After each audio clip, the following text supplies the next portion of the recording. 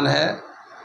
तो आज हम लोग करने जा रहे हैं प्रोजेक्टाइल मोशन, और देखते हैं प्रोजेक्टाइल मोशन अच्छा टॉपिक है, अच्छे फॉर्मूले हैं और बहुत सारी बातें हैं प्रोजेक्टाइल मोशन से रिलेटेड। तो हम लोग पहले देखते हैं कि प्रोजेक्टाइल मोशन बोलते किसको है और कितने टाइप्स के होते हैं, क्या रिलेशन होता है, थोड़े थोड़े से फॉर्मूले हैं वो देख लेते हैं हम लोग। ठीक है, तो प्रोजेक्टाइल मोशन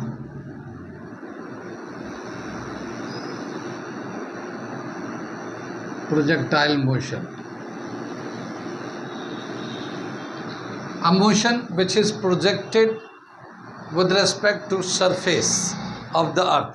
अर्थ के सरफेस के रिस्पेक्ट में अगर हम लोग किसी बॉडी को थ्रो करते हैं और वो एक प्रोजेक्टाइल यानी एक ट्रैजेक्टरी बनाता है, पाथ बनाता है, आर्क लाइक पाथ बनाता है, तो ऐसे मोशन को हम लोग प्रोजेक्टाइल मोशन बोलते हैं।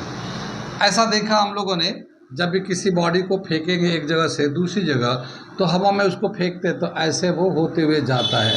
ठीक है, हवा में होते हुए जाता है। तो इस तरह के जो मोशंस होते हैं ये प्रोजेक्टाइल मोशन होते हैं। ठीक है, प्रोजेक्टाइल मोशन भी अपने में तीन तरह का दे रखा है। एक दे रखा है oblique projectile motion,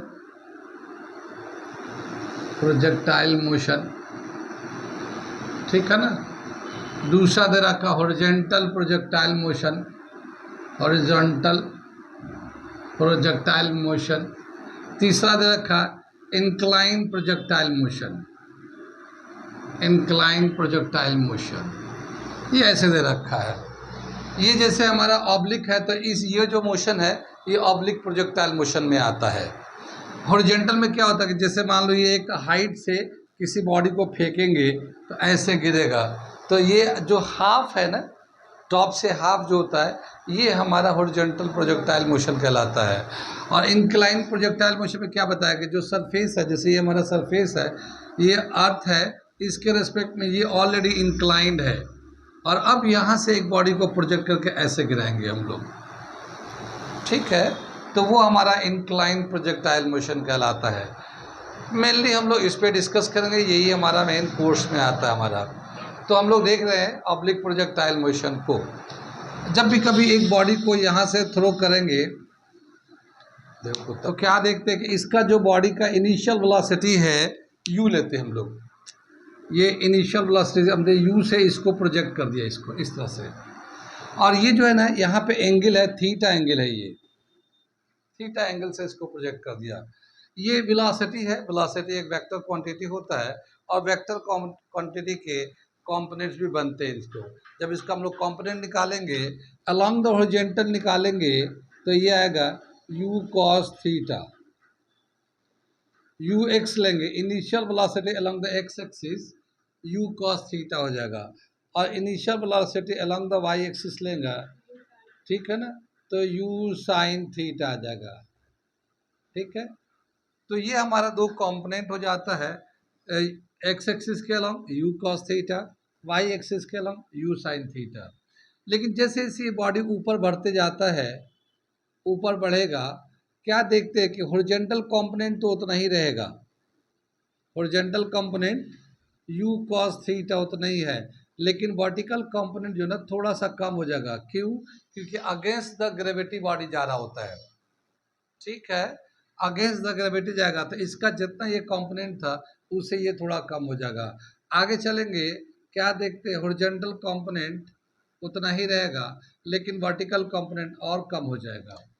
highest point पे क्या देखा गया कि हॉरिजॉन्टल कंपोनेंट तो उतना ही है u cos थीटा, मगर वर्टिकल कंपोनेंट u y जो है वो 0 हो जाता है।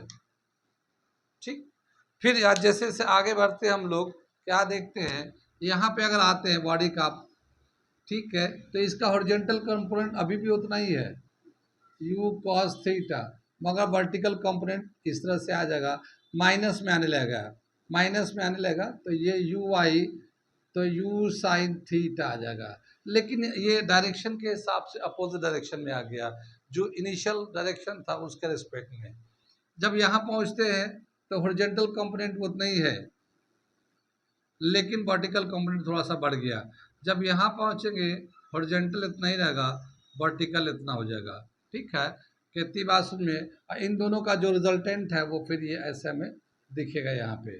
ठीक, क्या समझ में आया ये कि थ्रू आउट जितने भी पॉइंट हैं ये पूरे पाथ को हम लोग कहते हैं ट्रेजेक्टरी। पाथ को कहते हैं हम लोग ट्रेजेक्टरी, पाथ को कहते हैं। ठीक, और इस मोशन को कहते हैं प्रोजेक्टाइल मोशन। इस पूरे थ्रू आउट प्रोजेक्टाइल मोशन में एक चीज देखते हैं कि एक जो वेलोसिटी है इसके दो कंपोनेंट होते हैं, u cos theta, u sin theta. u cos theta along the x axis है, u sin theta along the y axis है। u cos theta horizontal direction में है तो ये कंपोनेंट हर जगह बराबर रहता है, ये कम नहीं होता है। लेकिन u y यानी u sin थीटा जो अगेंस्ट द ग्रेविटी होता है, वर्टिकल होता है, वो अगेंस्ट द ग्रेविटी होने की वजह से उसका मैग्नीट्यूड चेंज होते रहता है। तो क्या देखते हैं कि कम होते होते हाईएस्ट पॉइंट पे यू आई जो है वेलोसिटी जीरो हो जाता है। फिर जैसे जैसे आगे बढ़ते हैं वही कंपोनेंट दोबारा से नेगेटिव डायरेक्शन में रीअपियर होने लगता है। तो इस तरह से इसके वेलोसिटी का कंपोनेंट हम लोग बनाते हैं through out the path of this trajectory. तो ये एक हमारा तरीका दे रखा है वेलोसिटी का वेरिएशन का, ये एक वेरिएशन है वेलोसिटी का, इसे नोट करिए। तो इसके आगे की बात बताते हैं। ये समझ में आ गया ये कैसे पूरा थ्रोली इसका थ्रो आउट कैसा वेरिएशन होता है। इसको मैं मिटाता हूँ, इसके बाद अगली बात बताता हूँ। ठीक है, ये हम लोगों ने दोबारा से इसको बना लिया इसको समझने के लिए कि जब भी कभी एक बॉडी जो प्रोजेक्टाइल मोशन पे चलता है तो उसका हॉरिजॉन्टल कंपोनेंट हर जगह बराबर होता है और वर्टिकल कंपोनेंट चेंज होता रहता है। ये जो पाथ है इसको हम लोग ट्रेजेक्टरी बोलते हैं। और ये पाथ जो है ना पैराबोलिक नेचर भी कहलाता है। पैराबोलिक बताते हैं कि जब भी कभी कोई क्वाड्रेटिक पॉलिनोमियल होता है या क्वाड्रेटिक इक्वेशन होता है तो उसका जब ग्राफ बनाते हैं तो वो पैराबोलिक होता है। तो हम लोग इसका चेक करने जा रहे हैं कि ये जो इसका इक्वेशन है, इक्वेशन ऑफ प्रोजेक्टाइल मोशन, क्या वो क्वाड्रेटिक इक्वेशन को फॉलो करता है या उस इक्वेशन को वैलिड करता है। तो इक्वेशन ऑफ प्रोजेक्टाइल मोशन से अगला जो टॉपिक करने जा रहे हैं वो है equation of projectile motion. Equation of projectile motion. ठीक है ना, ये चेक करने जा रहे हैं कि क्या ये एक क्वाड्रेटिक पॉलिनोमियल बनता है या क्वाड्रेटिक इक्वेशन बनता है या नहीं बनता है। जो हॉरिजॉन्टल कंपोनेंट है या हॉरिजॉन्टल वेलोसिटी है वो क्या दे रखा है, motion along horizontal.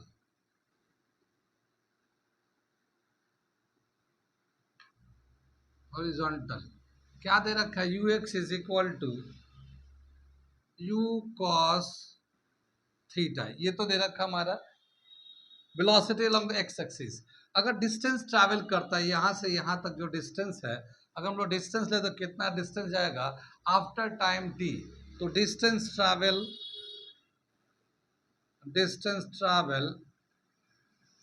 After time t is given as x distance लेंगे यू एक्स इंटू टी। ठीक है ना, velocity along the x axis into time. और ये इसको हम लोग चाहें तो u cos theta into t भी ले सकते हैं इसको। t इज इक्वल टू क्या आ जाएगा x upon you cos theta. ये इक्वेशन 1 हम लोग बना लेते हैं यहाँ पे टाइम के लिए। अब इसी तरह से बोला क्या कि ये जो वर्टिकल कंपोनेंट है ये अपवर्ड डायरेक्शन में जा रहा है, इसका कितना हाइट जाएगा। तो displacement along the y axis, इसको अगर लिखना चाहते हैं डिस्प्लेसमेंट along y एक्सिस,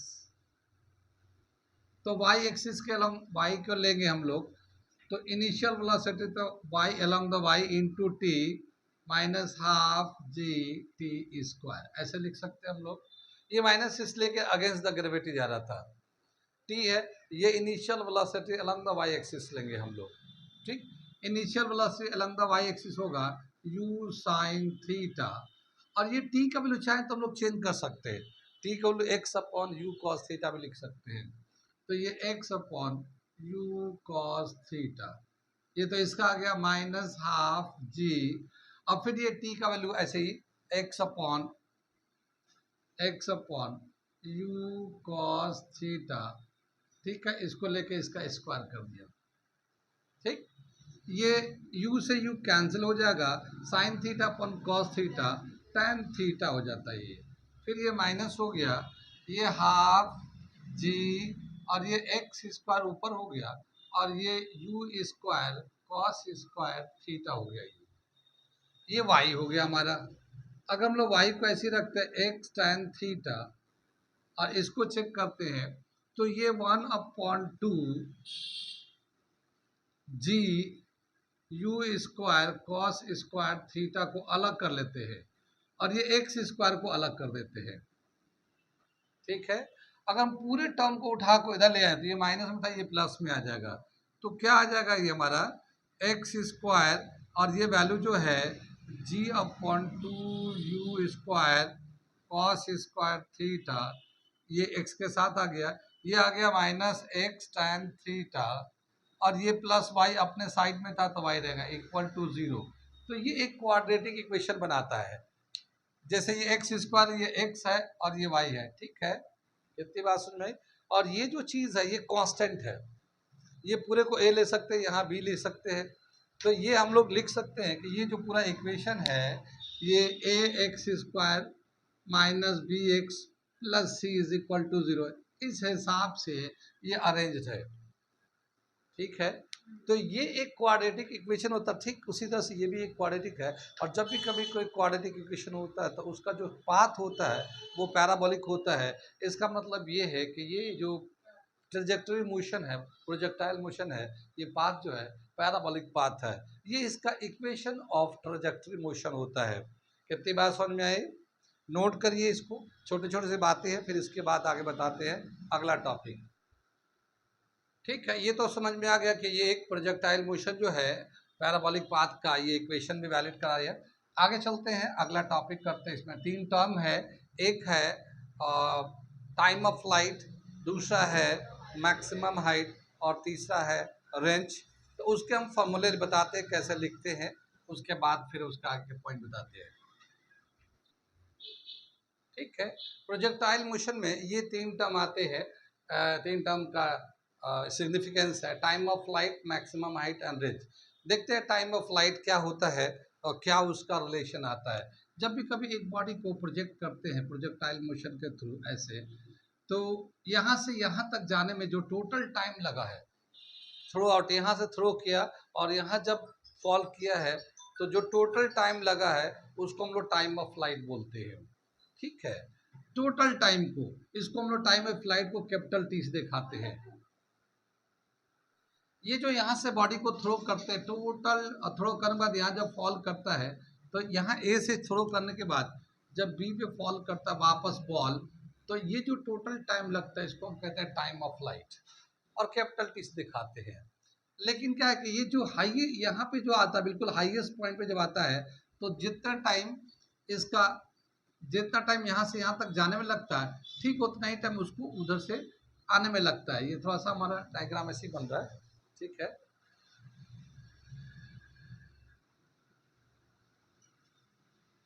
तो यहाँ बनाते हैं, यहाँ पे हम लोग डायग्राम को बना लेते हैं, ठीक है। ये टोटल टाइम तो टाइम ऑफ फ्लाइट कहलाता है। यहाँ जो हाईएस्ट पॉइंट है ये यहाँ से ए से लेकर सी तक जाने में जो टाइम लगेगा, ठीक उतना ही टाइम सी से बी तक आने में लगेगा, ठीक है। इसको हम लोग टाइम ऑफ एसेंट बोलते हैं और टाइम ऑफ डिसेंट होता है। और दोनों टाइम जो है ना बराबर होते हैं, ये भी टाइम ये भी टाइम, दोनों टाइम बराबर होते हैं। तो पहले हम लोग निकालते हैं यहाँ से यहाँ तक जाने में कितना टाइम लगता है, जितना यहाँ तक जाने के लिए टाइम लगेगा उतना उसको डाउन करने में टाइम लगेगा, ठीक। तो ये हाईएस्ट पॉइंट पे क्या देखते हैं, ये इसका हाईएस्ट पॉइंट है और इसके जो हाईएस्ट पॉइंट पे फाइनल वेलोसिटी होगा वो 0 होगा अलोंग द वाई एक्सिस। तो हम लोग देखते हैं motion along the Y axis, motion along the Y axis, ठीक है। Initial velocity u i u sine theta के बराबर है, ठीक है। और final velocity along the Y axis 0 होगा और एक्सेलरेशन जो है ना -g के बराबर होगा। आगे चले हम लोग, तो क्या समझ में, अगर हम लोग यहाँ हाईएस्ट पॉइंट को देखते हैं तो final velocity along the Y axis is equal to initial velocity along the Y axis -gt।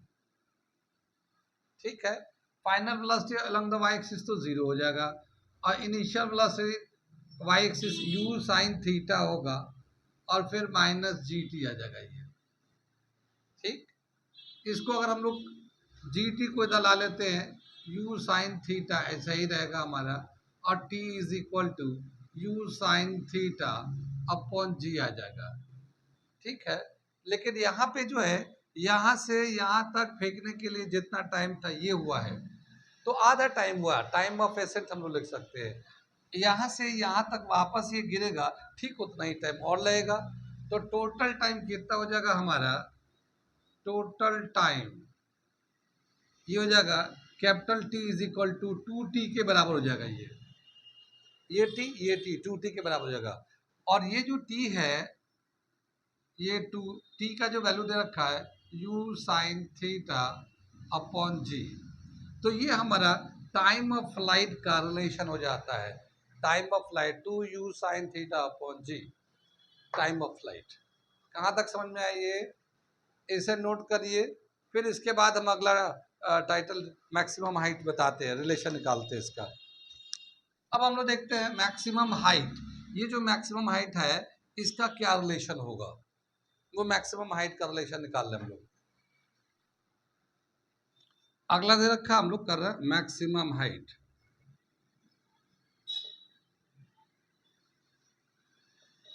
जब कभी बॉडी को प्रोजेक्टाइल करके इस तरह से, तो इसका जो हाईएस्ट पॉइंट है वो यहाँ है और इस हाईएस्ट पॉइंट पे अभी हम लोग देखा कि velocity at the highest point कितना हो जाएगा, final velocity along the highest point will be 0।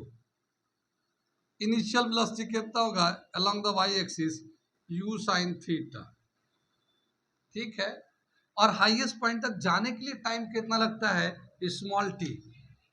ठीक है, time to reach the highest point is small t, और स्मॉल t का जो रिलेशन आया था हम लोगों ने u sin theta upon g, ये हमारा स्मॉल t का वैल्यू था। अगर इसका हम लोग फॉर्मूला लिखते हैं हाईएस्ट पॉइंट का, तो ये y is equal to u y into t minus half g t square. ठीक है, हाईएस्ट पॉइंट का ये h ले सकते हैं, y भी ले सकते हैं। चलो मैंने h से दिखा देते हैं हाईएस्ट का, u y initial velocity along the Y axis u sin theta, ये हो गया। और ये t का जो वैल्यू है ये वाला यूज कर सकते हैं हम लोग, यहाँ तक जाने के लिए जो टाइम लगा है, तो क्या हो जाएगा u sin theta upon g, ये तो t का वैल्यू ले लिया हम लोगों ने, माइनस हाफ g, और फिर ये t का वैल्यू वही ले लेते हैं u sin theta upon g का होल स्क्वायर।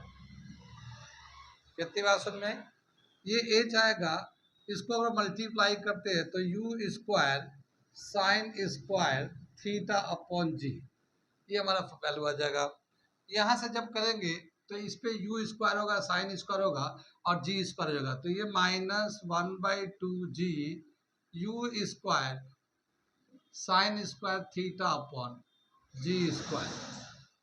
ये g से इसका पावर कैंसिल हो जाएगा, तो ये आ जाएगा h is equal to u square sine square theta upon g minus half u square sine square theta upon g। ठीक है, क्या देखते हैं इसमें से, u square sine square theta upon g common ले लेते हैं, ये देखिए दोनों में से, तो यहाँ से बचेगा 1, यहाँ से बचेगा 1/2। ठीक है ना, u square sine square theta, u square sine square theta common ले लिया, तो यहाँ से बचेगा, यहाँ से हाफ, तो 1 में से हाफ जाएगा, तो ये बचेगा 1/2 u square sine square theta upon g। यानी हाईएस्ट पॉइंट का जो रिलेशन बन के आएगा वो क्या आ रहा है, मैं थोड़ा सा एक मिटा देता हूँ यहाँ पे, यहाँ लिख दे रहा हूँ इसको। ठीक है, ये आ गया हमारा हाईएस्ट पॉइंट का, h is equal to half u square sine square theta upon g. ये हमारा फॉर्मूला हो जाता है हाईएस्ट पॉइंट के लिए। ठीक है, अभी हम लोग क्या कर रहे हैं कि ये जो फॉर्मूले हमें ज़रूरत है इसके ट्रेजेक्टरी में, प्रोजेक्टाइल मोशन में, उसे ड्राइव करके देख लेते हैं कैसे आया हुआ है। वैसे तो हमें डायरेक्ट याद रखना है और उसको, लेकिन फिर भी एक तरीका है निकालने का, तो मैं बता दे रहा हूँ ताकि बाद में आसानी रहे न्यूमेरिकल करते वक्त। नोट कर लिए इसको, फिर मैं रेंज बताता हूँ इसके बाद का। ये थर्ड जो है रेंज देखते हैं। रेंज क्या होता है, जहाँ से फेंका गया है, जैसे यहाँ से थ्रो किया और कितना दूर पे जाके गिरा है, तो ये जो हॉरिजॉन्टल एक्सिस में डिस्टेंस है, यानी distance travel in horizontal direction is called range. तो यहाँ से यहाँ तक कितना डिस्टेंस होता है वो रेंज कहलाता है। तो distance along x axis, distance along x axis is called range। अगर हम x axis में डिस्टेंस निकालते हैं तो इसको r से दिखाएंगे, velocity along the x axis into total time. देखिए यहाँ से यहाँ तक जाने में टोटल टाइम, इतनी देर तक वो हवा में चला है, तो कैपिटल टी यूज करेंगे हम लोग, स्मॉल टी नहीं लेंगे। स्मॉल टी तो हाफ तक के लिए ले रहे थे हम लोग। टोटल यहाँ से यहाँ तक जब जाएगा तो कैपिटल टी लेंगे हम लोग। तो इतनी देर तक जब चलेगा तो कितना डिस्टेंस जाएगा। ठीक है, ये you x you cos theta, ये यू एक्स हो गया velocity along the x axis, और कैपिटल टी का वैल्यू जो था टाइम ऑफ फ्लाइट का 2u sine theta upon g. ये हम लोगों ने निकाला था टाइम ऑफ फ्लाइट का फॉर्मूला। कितनी बार समझ में आए? ये हमारा हो गया यहाँ पे। अब एक यहाँ पे रिलेशन दे रखा है, क्या दे रखा है रेंज को हम लोग, ये टू, ये आ जाएगा formula 2u² cos theta sine theta cos theta, sine theta cos theta upon g. ये ऐसे आ जाएगा हमारा। एक ट्रिग्नोमेट्रिकल फॉर्मूला है हमारा साइन 2 थीटा का। साइन 2 थीटा होता है 2 साइन थीटा कॉस थीटा कहलाता है ये। ठीक है ना, साइन 2 थीटा कॉस को साइन 2 थीटा से लिखते हैं। अगर हम इसको अरेंज करके लिखे तो ये हमारा रेंज जो लिखेंगे, यू स्क्वायर अलग कर लेते हैं और 2 साइन थीटा कॉस थीटा ये ऐसे कर लेते हैं अपॉन जी है, और इसको पूरे को हम लोग साइन 2 थीटा से रिप्लेस कर देते हैं। तो ये हो जाएगा u square sine 2 theta upon g. ठीक है ना, अपॉन जी। तो रेंज का जो फॉर्मूला आ गया हमारा, क्या आ गया रेंज का formula, R is equal to u square sine 2 theta upon g. तो ये हमारे तीन फॉर्मूले हैं रेंज के, मैक्सिमम हाइट के और टाइम ऑफ फ्लाइट के। अब इसके बहुत सारे एप्लीकेशन है, मैं एक एक करके बता रहा हूँ कैसे कैसे होगा। ये तो तीन बेसिक फॉर्मूले थे। ठीक है, नोट कर लिए।